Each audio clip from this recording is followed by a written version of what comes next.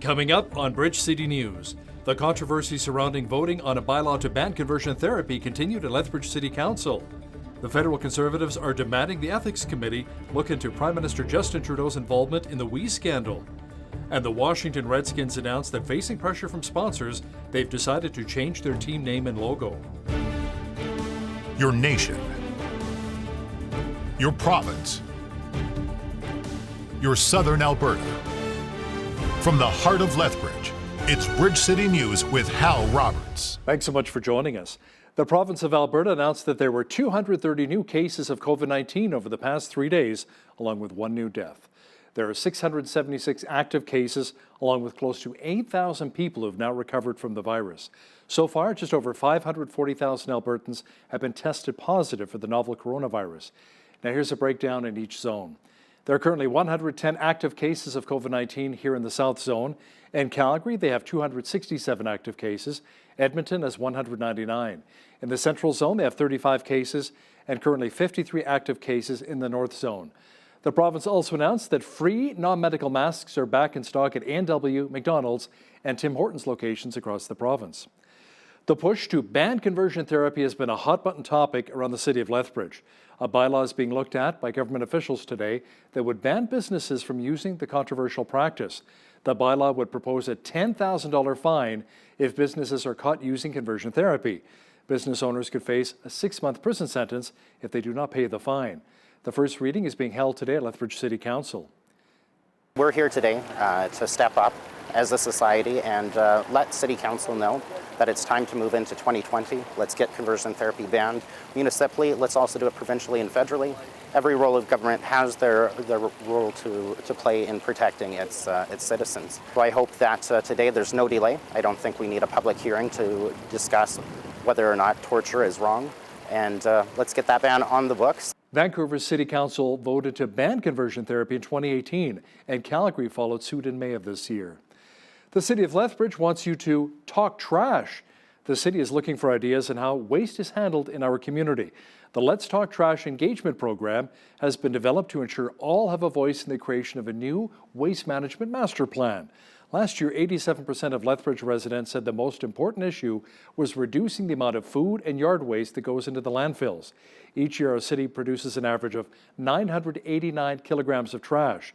The Alberta average is just over 1,000 kilograms, and the Canadian average is 710 kilograms each and every year. Police in High River looking for a suspect in connection with an armed robbery over the weekend. RCMP say around 11:45 p.m. on Sunday, a convenience store was robbed. A male walked into the store with a disguise, what was believed to be a firearm, and demanded money and cigarettes. The lone store clerk was allegedly struck with a firearm, kicked by the suspect, and sprayed in the face with bear spray before the suspect left with cash and smokes. The suspect was wearing a dark-colored hooded sweater, wore a white N95-style mask, light-colored pants, white runners, and had a slim build. If you've seen this person, call Crime Stoppers right away at 1-800-222-8477. A 30-year-old Calgary hiker died over the weekend after police say he fell 6 meters while on a popular trail in Kananaskis country. Police say as bystanders came to his aid on Saturday, several boulders broke loose from a slope above, striking the man on the head. He was rushed to hospital where he later died. Police also say in 2 separate incidents on Saturday, 2 other hikers also sustained injuries while exploring Mount Yamnuska. After 87 years, the Washington Redskins will go by a different name and logo. A number of sports organizations have been put under pressure to do the same, all in the name of racial sensitivity. The CFL's Edmonton Eskimos are included in that conversation. As Ainsley O'Reilly explains, there are many different perspectives when it comes to this very contentious issue. Recently, Boston Pizza dropped the Edmonton Eskimos as a sponsor, and Bel Air Direct says they may have to rethink their partnership too. The Eskies released a statement at the beginning of July stating the organization conducted extensive research and engagement with Canada's Inuit community, saying that there was no consensus among the Inuit people and considerable support for the Eskimos. Former NHLer Jordan Tutu was asked to weigh in on the controversy, and he released the following statement. "We should all understand what the term means to Inuk people. I understand that there are names of sports teams that bring back oppression for people, and I can understand why those names should be changed. So this makes me ask the question: does the term Eskimo for the Edmonton franchise bring back feelings of oppression for Inuk people? For me, it does not. Here in Lethbridge, advocate for the Indigenous community, Martin Heavyhead, is far more concerned about the root issues affecting his people.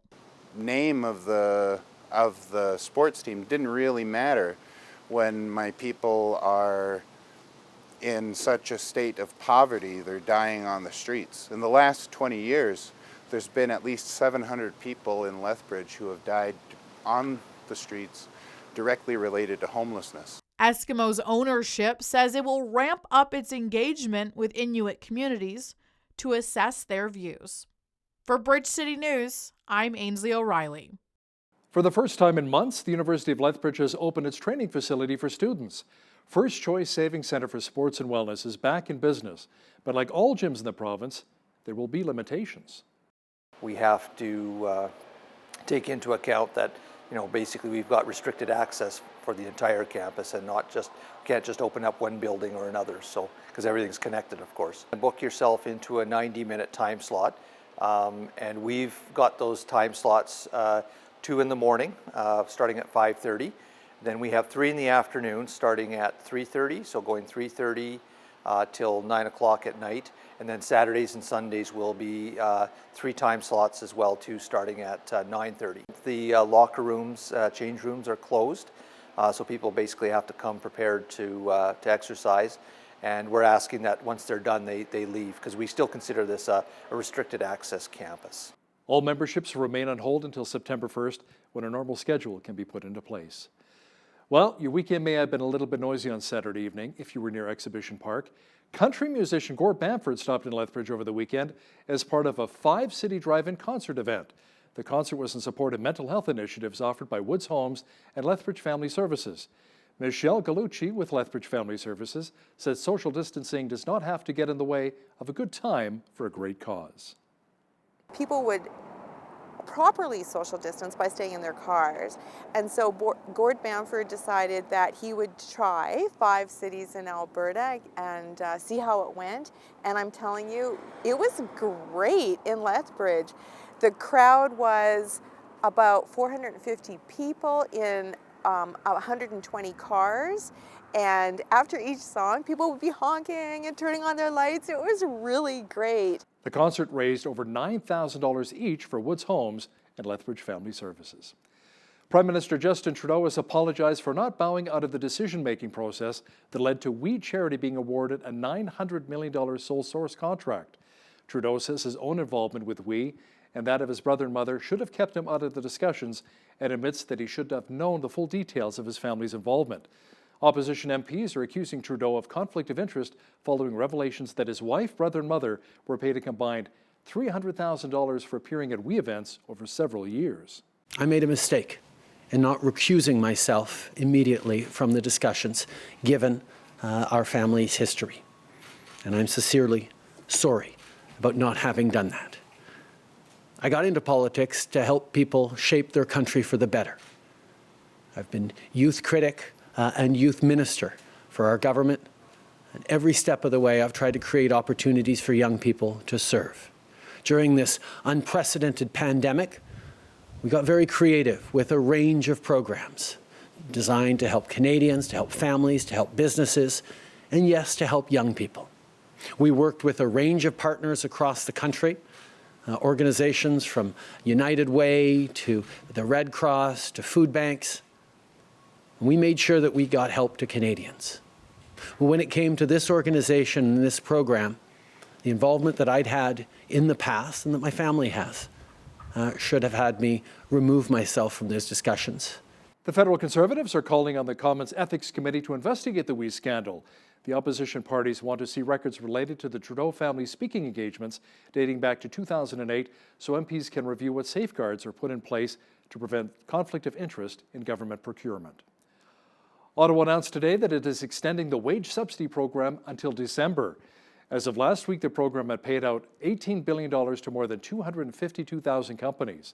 The program covers 75% of wages for eligible companies and nonprofits.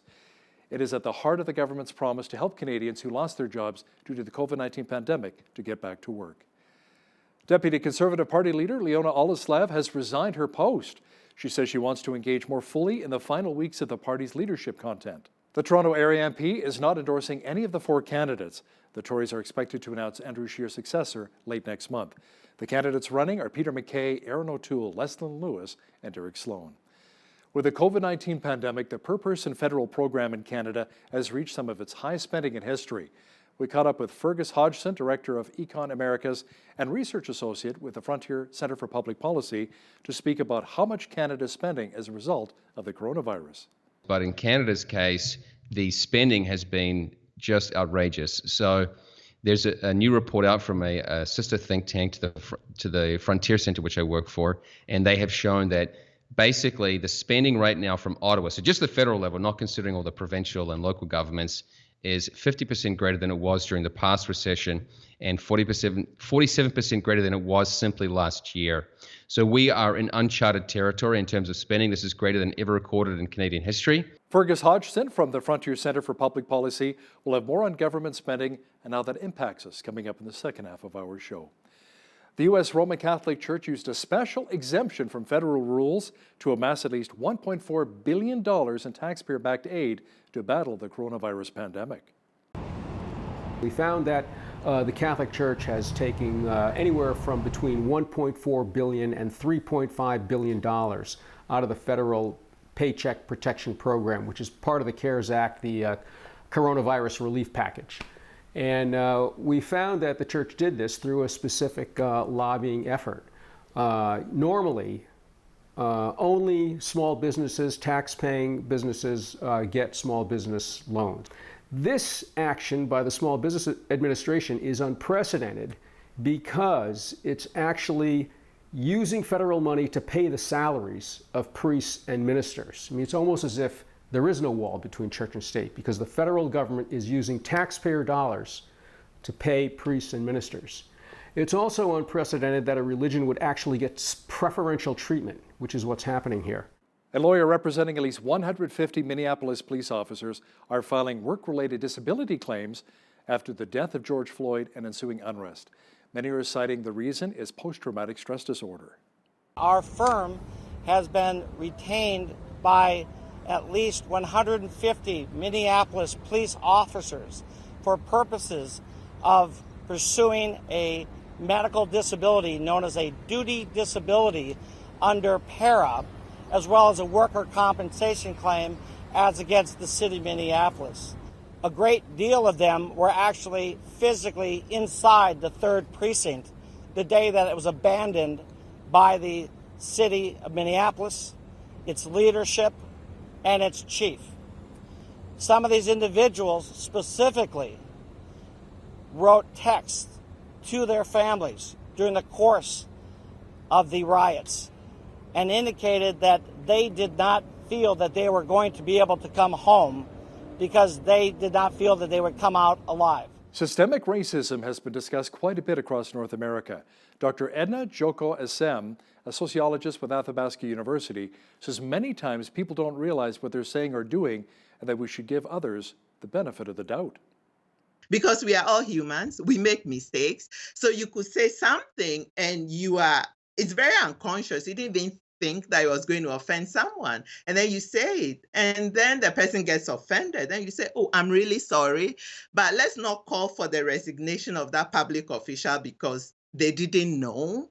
Like I said, it's systemic. It may be unconscious. It may not be on purpose. So let's give each other grace and say, you know what? You blew this one. Just apologize and let's move on. Catch the full interview with Dr. Joko-Esem discussing the racism issues North Americans face today. That is coming up after business news. Dozens of people gathered at a downtown rally in Vancouver, BC over the weekend, calling for an end to police violence. The rally was held in support of BC nursing student Mona Wang, who launched a lawsuit over her treatment during a mental health check-in by RCMP in January. We ask for change. No, we demand change. They need to either look into how wellness checks are performed, see if the budget could be placed elsewhere to a profession that will handle these calls better, and allocate these resources so that this doesn't happen again. An attempt by members of Parliament in the UK to introduce abortion on demand by amending Britain's domestic abuse bill has failed. We have more now in this report. One amendment to repeal key parts of abortion law in England and Wales was blocked when the Speaker of the House of Commons said it was outside the scope of the bill.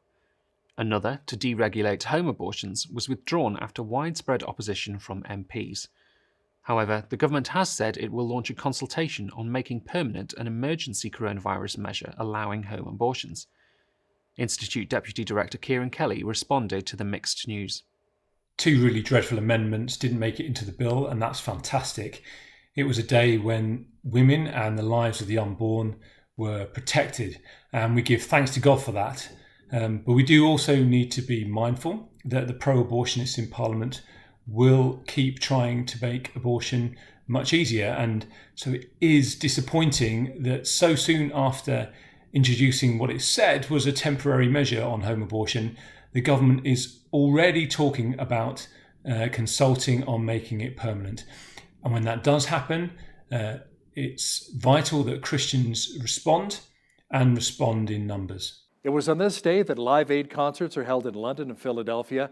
A power blackout hits the eastern seaboard, and actor Harrison Ford is born. This is Today in History for July 13th.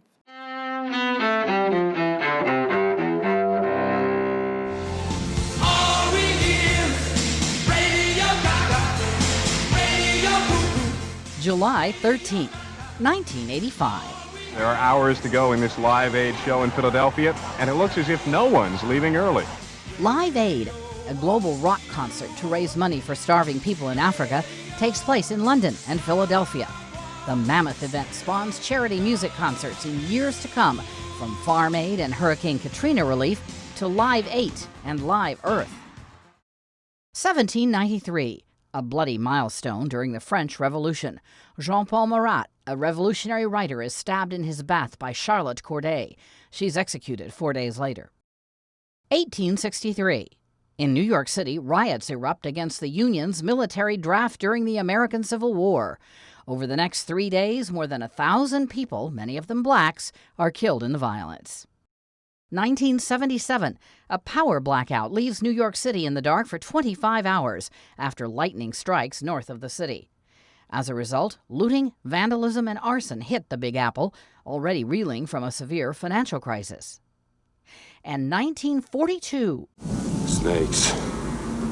Why did it have to be snakes? Actor Harrison Ford, best known on the silver screen as Han Solo and Indiana Jones, is born in Chicago. Today in History, July 13th. Camille Bohannon, The Associated Press. Now, a sad note from Hollywood today. Actress Kelly Preston has died from breast cancer. The wife of John Travolta passed away after being diagnosed with the disease 2 years ago. Kelly Preston was just 57 and leaves behind her husband and 2 children. Her son, Jet, died after having a seizure at their family home in the Bahamas of 2009. It was a nice start to the work week today. Lots of sunshine and warm temperatures. It'll get even hotter by the middle of the week. Complete weather details are coming up.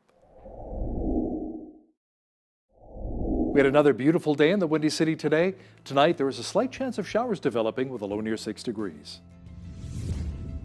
Tomorrow, mainly sunny with a high near 23. Even hotter on Wednesday under sunny sky with a high expected near 26. Sunshine and 29 is on tap for Thursday. A low pressure system returns on Friday, bringing clouds and showers and a high of 23. More rain on Saturday with a daytime high near 22 expected. A mixture of sun and cloud and 23 on Sunday. Looking at the almanac, the average high for this time of year is 25 degrees and an average low of 10. The highest temperature in the state was recorded in 2000 at 37 degrees, and the record low was 3 in 1974. Sunrise was at 5:39, sunset at 9:36. Here's how tomorrow's shaping up across Canada now. Expect lots of sunshine at 22 for Victoria, BC, sunshine at 21 for Vancouver, sunny and 23 for both Edmonton and Calgary on Tuesday, a slight chance of showers at 24 for Regina, rain at 20 degrees for Saskatoon. It should be mainly sunny and 24 in Winnipeg tomorrow, just a few clouds and 28 for Toronto, light rain and 27 for Ottawa, showers and 24 degrees for Montreal. In Atlantic Canada, expect rain at 17 in Fredericton, New Brunswick. Thunder showers at 24 in Halifax, Nova Scotia. Light showers or drizzle at 16 in Charlottetown, PEI. And in St. John's, Newfoundland, it should be mainly cloudy and 22 degrees for tomorrow. Prime Minister Justin Trudeau says Ottawa is extending its program to subsidize wages in companies hit hard by the COVID-19 pandemic until December.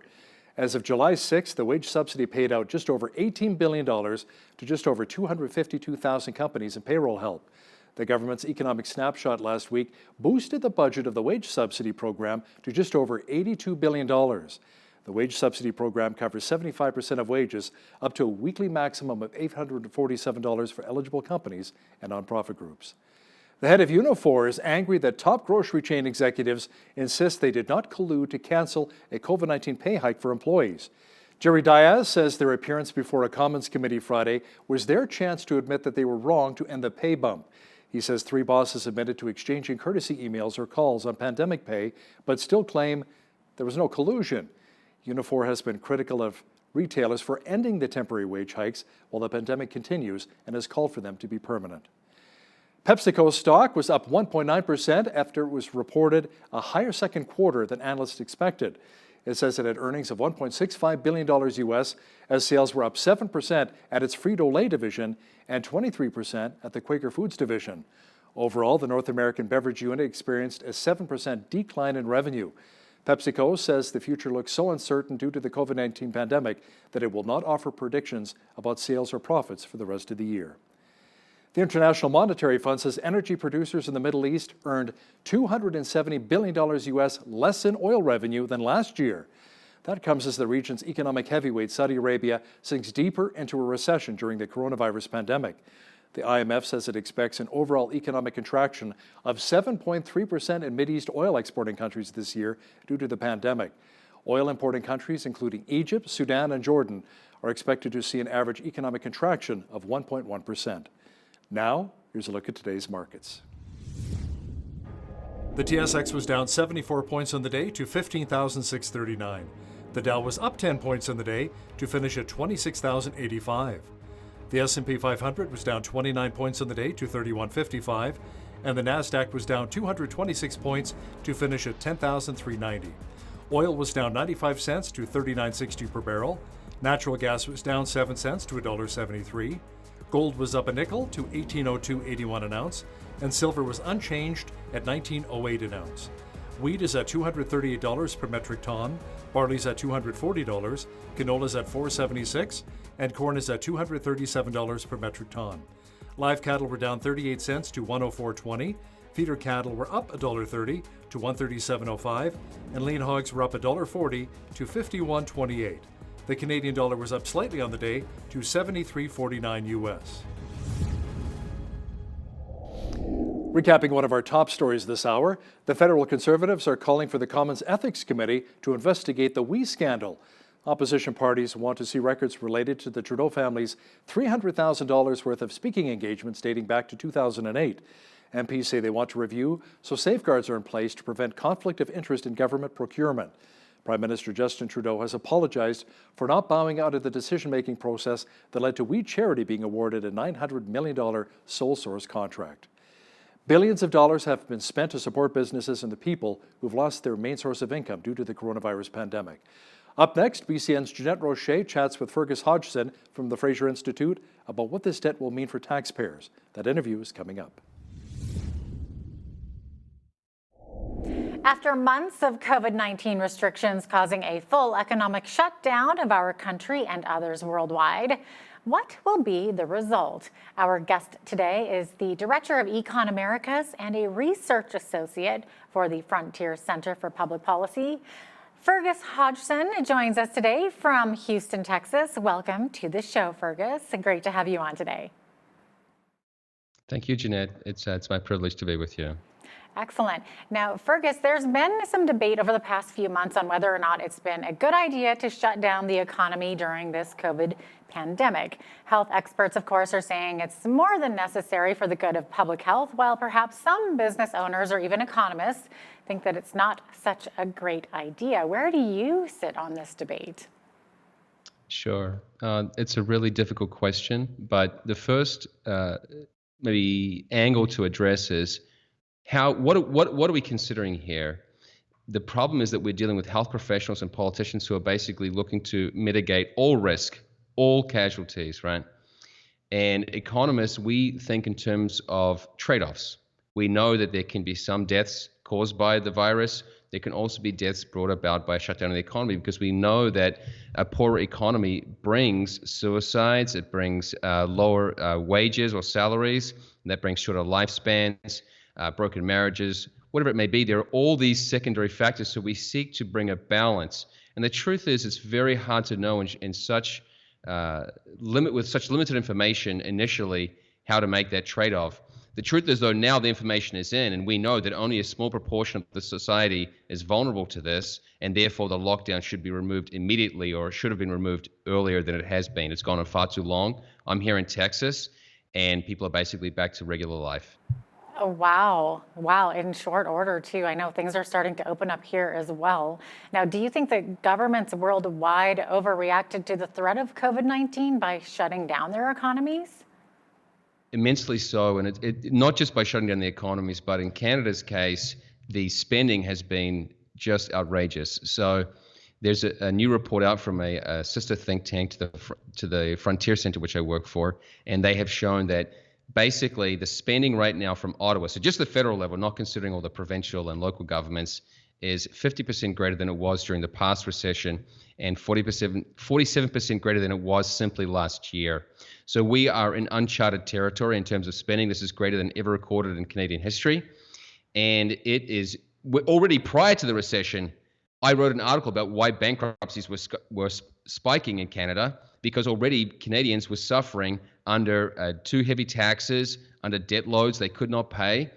And now we've just added a whole layer of enormous indebtedness to the Canadian public. And in terms of irresponsible spending, just 1 month ago, Prime Minister Justin Trudeau promised $850 million in aid to foreign nations at this time, as though Canada can afford this. It's outrageous. That really Canada cannot. She's in dire straits. And so we have a combination of both economic lockdown and then outrageous spending, as though that's going to fix the initial problem. The initial problem is the lockdown. We need to remove that, and we can get on with our lives. And Fergus, here in Canada, due to responses to the recession and COVID-19, per person federal program spending will reach an estimated $13,226. So this is a national record, but not necessarily in a good way. No, and if you think about it, let's say only half of Canadians actually are taxpayers, right? Other people are children or retired or students, whatever it may be.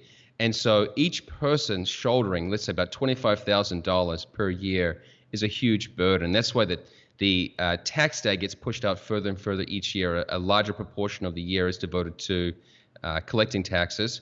And the truth is, when you burden the population with higher and higher taxes, it's the compliance that comes with it. Canada has a far too complicated and burdensome compliance process for taxation. And so we are basically guaranteeing an economically stalled nation for a generation to come. And I can just say this too. I'm a Canadian citizen living in Houston, Texas. What incentive does it give to people like me to make a home in Canada? It really is saying you can look forward to this. And so it's just frustrating, to be frank, because many of us have this desire. We have family there. We would like to make a home, and we feel as though petty games now or irresponsibility now is condemning the future. Mm-hmm. What kind of, what do you think spending like this could do to Canada? Well, there's a great deal of evidence to show that once indebtedness reaches 100% of GDP, it stifles economic growth. And so the prosperity that Canadians have enjoyed for a century or more will become less and less. So the advantage over the nations we're giving aid to will be less and less, such that the idea of us giving aid to them becomes an irony.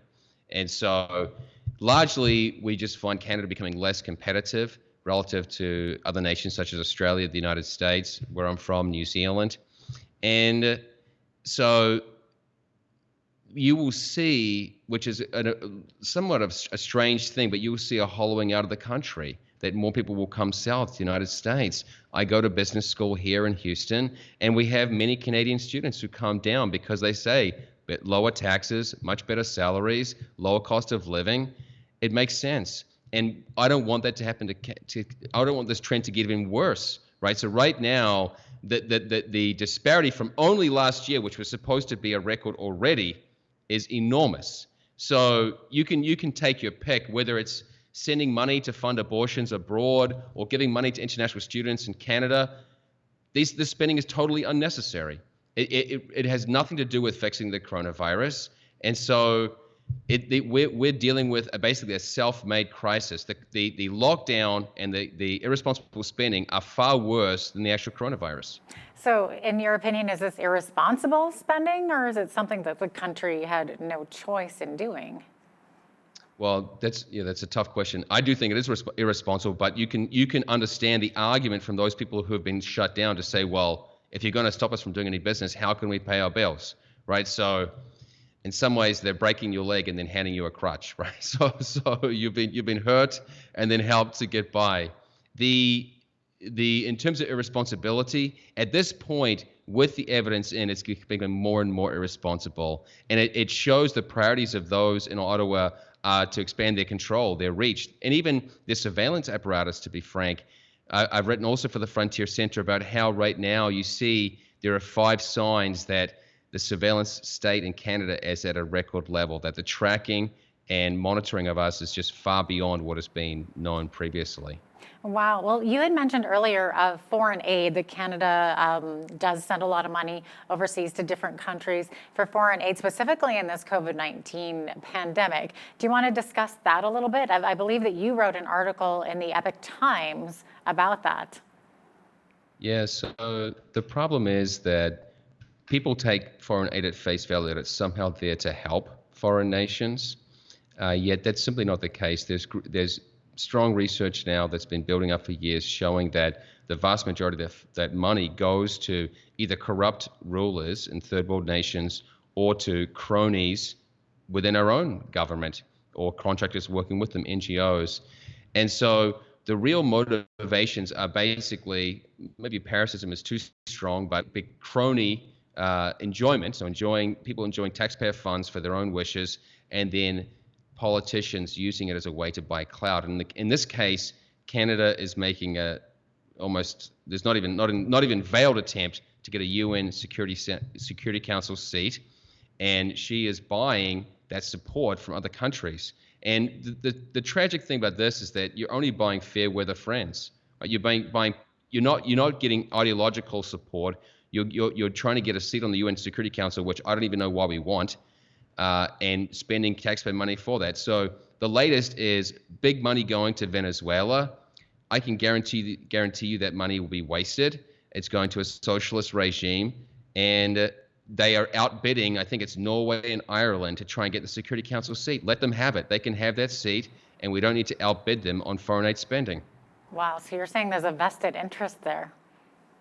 Yeah, it's not really hidden. I mean, basically, I can't remember when the actual vote is coming up. It's very soon, but it's well known that right now Trudeau and I guess the Liberal Party would like to have that Security Council seat as a way to say that we are world leaders or we're so influential. And the truth is that that Security Council includes many nations that are not, St. Vincent and the Grenadines, or they've got Caribbean nations, they've got small nations. I can't remember right now, but not influential nations are on the Security Council. So I don't know why we really are so concerned about that. There are also nations which really are contrary to human rights. China has a permanent seat in the UN Security Council. So it's not, in my mind, it's no marker of prestige. Interesting.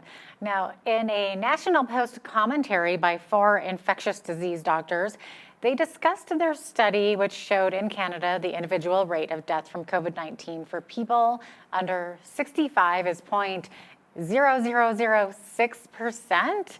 So this is what, the equivalent risk of dying in a vehicle accident? What are your thoughts on this? Well, we all get in cars almost every day, and we don't even think about it. So that's why when people still want to wear these masks, I can't even go back to Canada to visit my family right now. right? I've got family in Quebec, and there's a block on non-essential travel crossing the border. This is insane. We are going to such great lengths and hurting ourselves for no good reason. And it just is mass hysteria, to be frank. It's really, maybe at the outset when we had so little information we didn't know, fine, okay, people made rash decisions. But we've had 2 months of experience with this now. We know with the situation, we know it is such a low risk for people who are not immunocompromised. So yes, the risk is so low that it's very hard to justify at this point. And it just shows too, this is where I'm so glad that you let me speak, and I'm glad to work with your network, that you're letting alternative voices be heard, because so much media is fear driven. And so they want to pile up these casualty rates or death counts or whatever. And we know that data is very difficult to scrutinize, to confirm. So I'm glad that gradually alternative media, in particular, in the National Post you mentioned, have been giving another perspective here and showing that the risk is so low, it's been blown totally out of proportion. Wow. Now, Fergus, during this time of COVID-19, there have been unprecedented stimulus packages constantly rolling out, both in the States and Canada, of course. In the States, it's costing the U.S. $2.2 trillion, surpassing the amount of $24 trillion, right, in the national debt? Well, no. Basically, there's no hope of ever paying the national debt off in the United States. And I just heard that the balance sheet of the Federal Reserve is now $7 trillion, and I think it went up to three or 4 trillion in just the last couple of months. So the expansion is unprecedented. And the reason why this is actually going to lead to inflationary pressure is the way that not only are they printing money digitally, they have constrained the economy. At least in the US, it's less constrained now. But when you both constrain economic activity and inflate the currency, naturally you will generate inflation. And so both in Canada and the United States, the real interest rates now are below zero. So in the US, it's at zero. In Canada, I think 0.75%, the retail rate. And so you are looking, basically we're building a new bubble to create a new financial crisis in the future by all this easy credit, rather than basically tightening our belts and showing a little bit of common sense that actually when there's less economic activity, we should be spending less, not more. And we should be opening the economy as swiftly as possible to allow people to be productive. Because if we all stay at home, it's just common sense that if we all stay at home and don't go to work, who's going to produce anything? It's ridiculous. So it can be painful for me to talk about, really, because just like you, I care about Canada's future, and I just see us being our own worst enemies. You're saying it true. Maybe explain how inflation, because you talked about inflation, explain how inflation is a hidden tax. How is the cost of inflation, right. How is that determined? Well, sadly, it is a tax on some people more than on others. So the point is that people who are on fixed income, so if you've set a contract for a year and there's inflation, if prices are rising, if the currency is devaluing, you're getting paid less. But if you are an owner of assets, shares, or other, let's say utilities, your incomes can rise, right? They can be buffered by inflation. So it's basically a tax on the working class, the people who hold cash and earn set amounts. Obviously, anyone who's holding cash, you're being fleeced right now. And that's why it's such an irony that progressives will often promote modern monetary theory or greater spending through money creation, because it's really fleecing the most vulnerable among us who don't have the capacity to offset that inflation, who don't have the capacity to buy non-dollar denominated assets. So anyone who's earning in a set currency amount or holding set currency, you are being taxed through inflation. And your purchasing power is going down in an unequal manner. So it's basically a regressive tax on Canadians. Wow, a burden. Fergus, we are out of time, unfortunately, but thank you so much for joining us today, and thank you for your time with us. It's great to have you on the show. Jeanette, I'm proud to be with you. All the best for your channel. Cheers. After the killing of George Floyd, a black man who was murdered by a white police officer in Minneapolis, Minnesota, the Black Lives Matter movement has turned up the heat to address racism in the United States. The world seemed to take up the cause and began protests of their own.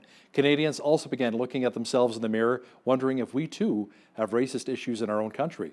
Joining me now to talk about this very important issue is Dr. Edna Jokoro Assem, a sociologist with Athabasca University here in Lethbridge. Dr. Assem, welcome to BCN.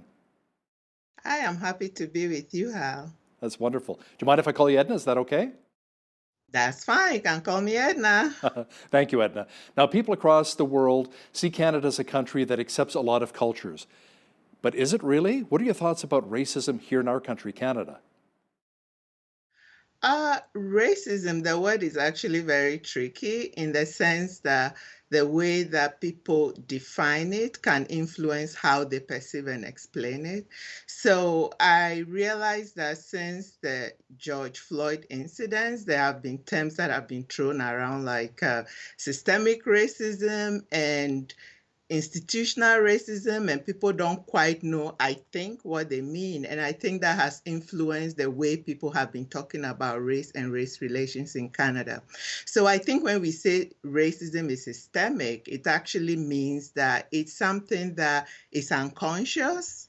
It's not something that is done on purpose.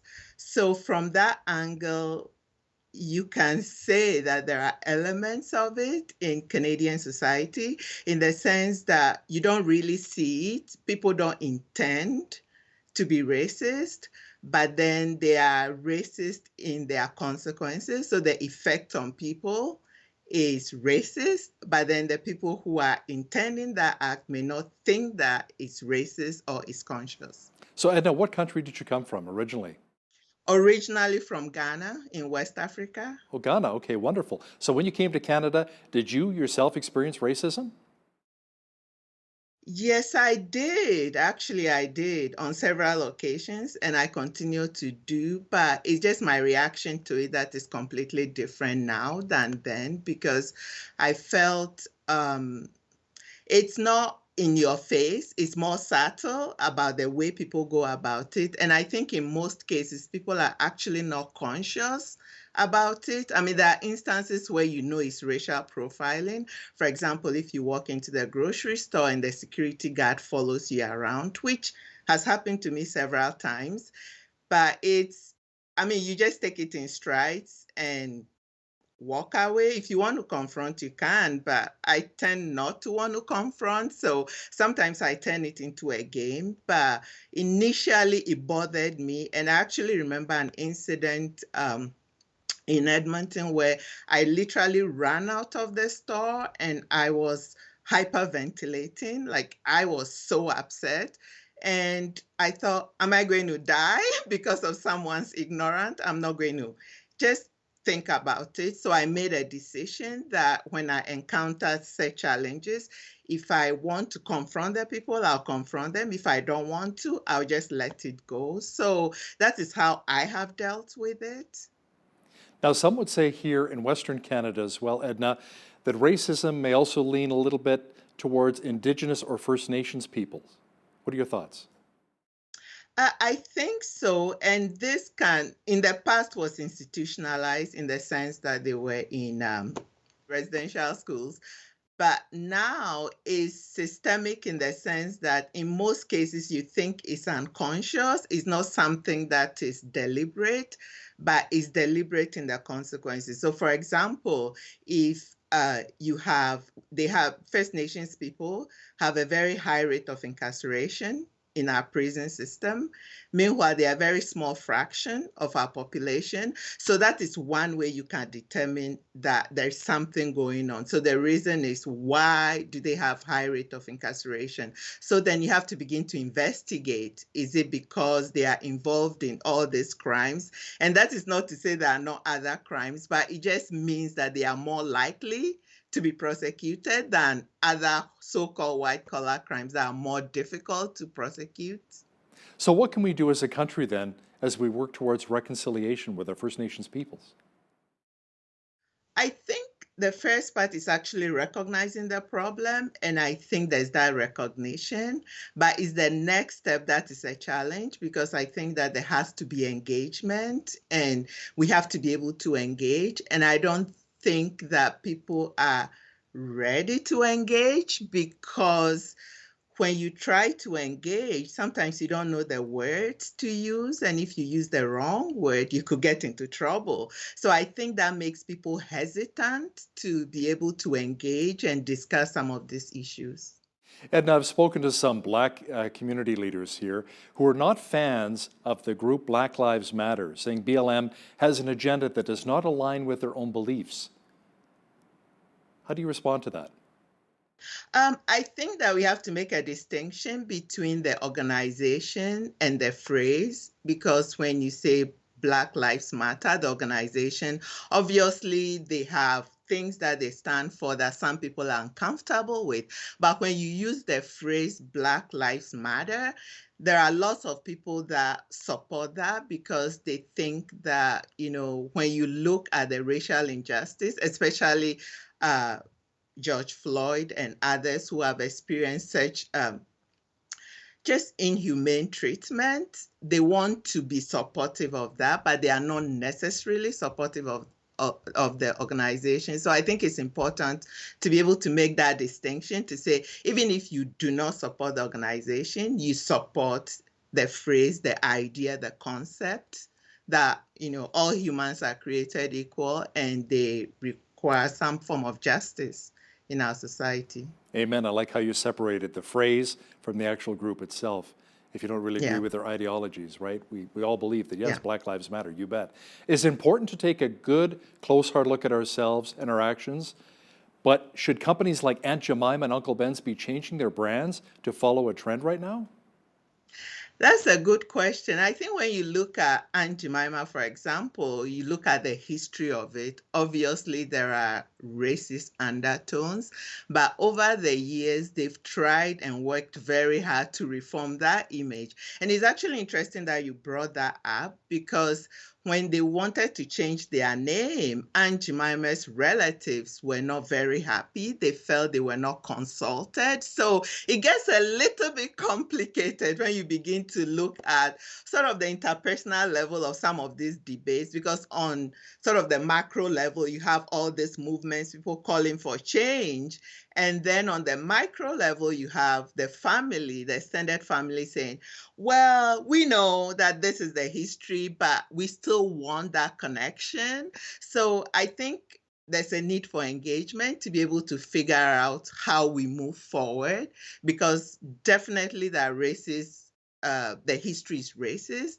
So to move forward, we need to just engage with each other and decide and take it case by case. I think it's very, very important that, we listen to all sides and engage. That's very, very important. We have to engage. I watched this video last week of this young Black man. He had Aunt Jemima pancakes, Aunt Jemima syrup. He's eating. He said, "This is what racism tastes like? I like it." And it went viral, right? 2-3 million people watched it, and they're all like, "That's great." Now, how about professional sports teams like the Washington Redskins and the Cleveland Indians?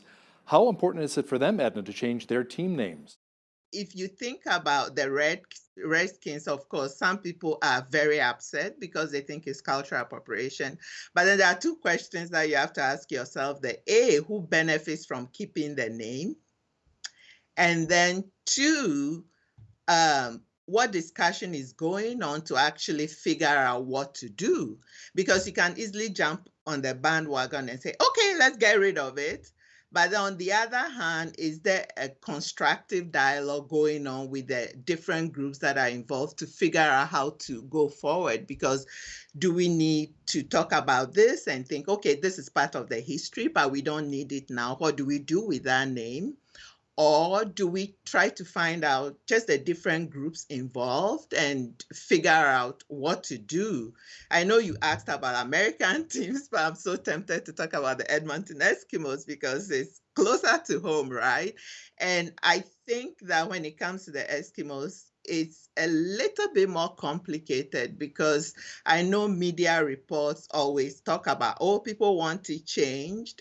But then when you look at their situation, it's a bit more complicated in the sense that you have different groups involved. You have some leaders from the Inuit community who want to change, and then others who don't want to change. So what do you do as the owner of the team? Do you say, okay, who am I going to listen to? And I think this is where dialogue comes in. This is where engagement comes in, because obviously some people want to keep it and some people think it's cultural appropriation. So this is where engagement is very, very important. Now, there are also calls for statues to be torn down and the names of schools changed, not just in the United States, but Canada as well. Can racism really be addressed without throwing out the baby with the bathwater? I think this is where we need to deal with these issues on case-by-case basis and try to dialogue, because we don't want to completely say, okay, these people never existed, because God knows, we all make mistakes, right? But if it's associated with slavery, then the community has to come together and say, okay, you know what? This belongs to a museum. This statue belongs to a museum. We want it to be in the museum, not in the central part of the city where everyone walks in and sees this hero on a horse or whatever. But then we want this statue in a museum so we can have, an interpreter just trying to describe what you have, written information so that people can better understand why that statue exists. Because I think it's very, very important for us not to erase the past because it's inconsistent with today's values. I think it's very, very important, because if you erase that, then we would never know that there was this slave owner who existed. We will never know. So I personally believe that, yes, something should be done about those statues, but the community will have to decide whether it belongs in a museum. I don't want them to disappear completely, because people would never know what those people did. And I think it's very, very important that we know what they did in the past. Some people say if you remove the statues and any memories of the history, you're bound to repeat it. So they're there for a reason. So moving forward, Edna, where do you think we should go as a society, especially here in Canada and in Alberta, when it comes to dealing with racism? I think we can do several things, but I'll just talk about two. The first one, I think, is engagement. I think engagement is very, very important, especially because racism as we see it today is systemic in the sense that it's unconscious and it's unintentional. So, for example, in Ontario this week, they decided that they were going to stop streaming grade 9 students. Now, when that policy originally was implemented, I don't think they thought that it was going to have that consequence on people. So they figured it out years later that this is a problem, let's address it. So I think at the policy level, anytime there's a policy implemented, there has to be evaluation after a couple of years to try to figure out the impact of that particular policy on groups of people. And at the micro level, like among people, interpersonal relationships, you can easily misunderstand someone's actions and term it racist, especially if it's systemic, because it's unconscious. They are not really thinking about it. Let me give you an example. If I walk into a shop and then someone meets me and says, "Can I help you?" I really don't mind. But some of my Black friends feel very offended for two reasons. One is that it means they are incapable of looking for what they are looking for, or they see it as, oh, it means you are watching me, you are putting me on notice that I'm being watched. Now, it's just different interpretations of the same thing.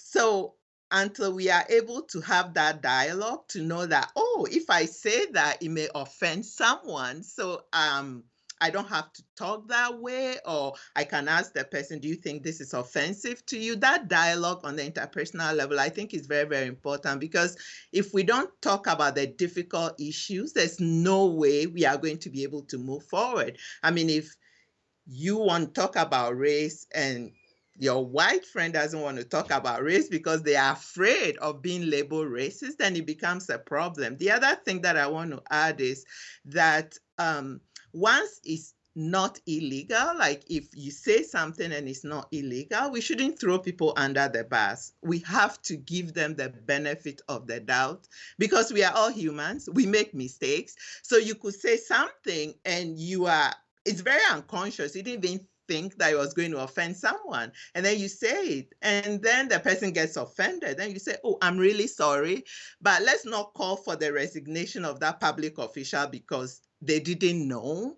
Like I said, it's systemic. It may be unconscious. It may not be on purpose. So let's give each other grace and say, you know what? You blew this one. Just apologize and let's move on. And once the people know that that particular phrase or their action is offensive, they are not going to repeat it. And let's get to know each other. Because sometimes people don't really know you and they prejudge you. And based on that, they have all these racial stereotypes. But once they get to know you, they realize that, oh, okay, our DNA is the same. Over 90%, we are all the same right underneath the skin. So it's just getting to know each other and working on the policy level as well. I'm reminded of a song when I was a kid, red and yellow, black and white, they're all precious in his sight. Dr. Edna Jokoro Assem, a sociologist with Athabasca University, thanks so much for your time today. My pleasure, Hal. On behalf of all of us here at BCN, I'm Hal Roberts. God bless, and thanks so much for watching.